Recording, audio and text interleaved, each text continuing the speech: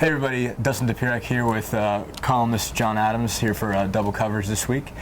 Just got back from Butch Jones's press conference. Coming up on a just really big game against Florida on Saturday. He was asked basically, is this a crossroads game for Tennessee? And of course he, dodged that one. Said, oh, every game is the, big one. Whatever game is next is the biggest game of the year. So this is an important game because it's the next game. It's a divisional game as well, but it's a rivalry game, and that's very important to us as well.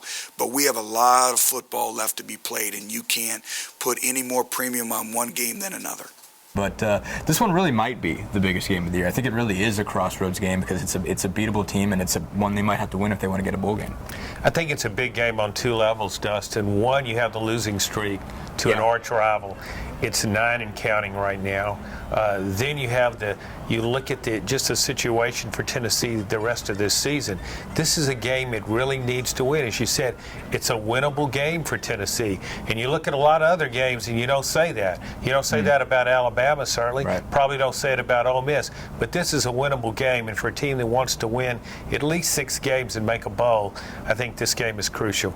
Also, they're building momentum right now. I mean, they got better from the Oklahoma game, which was at least reasonably competitive. It wasn't necessarily a close score, but they were, at least belonged on the field for that game, it seemed. And then Georgia, they certainly make that a 3-point game, down to the final minutes. Florida, if you lose that game, it's a step back. It's a loss of momentum, I think, and that's something they need to be able to carry forward. They have as much momentum you can have, I think, as you can on a 2-game losing streak. A.J. Johnson's obviously going to be an important part of this, is an important part of every game. Thought some of his comments were interesting. Some of Butch Jones's comments today about him were interesting. He had 17 tackles against Georgia, but both Jones and Johnson said they didn't think it was one of his best games, that he was playing too much out of the system. Very, very productive game for A.J.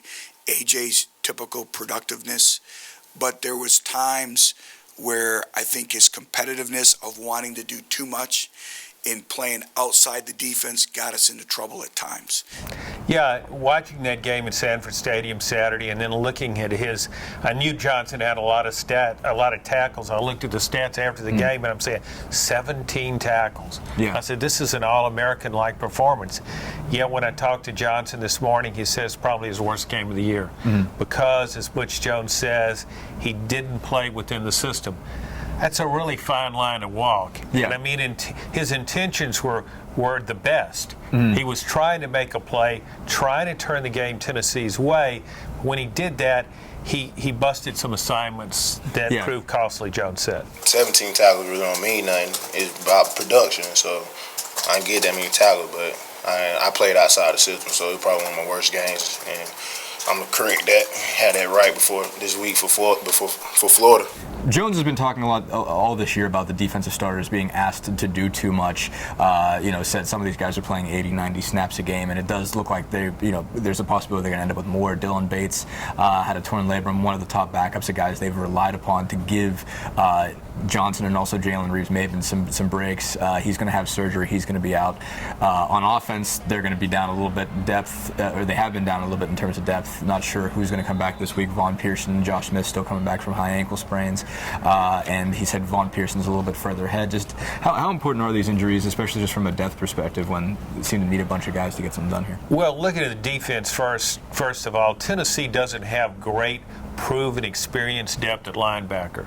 Dylan Bates is a true freshman, playing a lot and can play on special teams as well. I mean, he's a really good athlete. He runs well, he hits hard, and so anytime you lose a guy like that, even though he's not a starter, I think it hurts Tennessee because it just hasn't been able to build up the kind of quality depth you need to take on an SEC schedule. Offensively, you bring up the wide receivers. Nowhere else does Tennessee have so much depth. Yeah. But when you look at the tempo and the speed at which they play, I can remember their position coach saying in preseason that he'd like to have 7, 8 guys, 9 guys out there running routes because you keep them fresh, keep rotating them in and out, and everybody's going full speed when they're in there. So even though you're bringing in quality players at wide receiver, it's hurting your depth, and it might be hurting you in the fourth quarter. Yeah, I mean, Josh Malone's played well, so has Jason Kroon, but you get kind of past that. Jonathan Johnson's been okay, but you don't really go 6, 7, 8 deep like you could.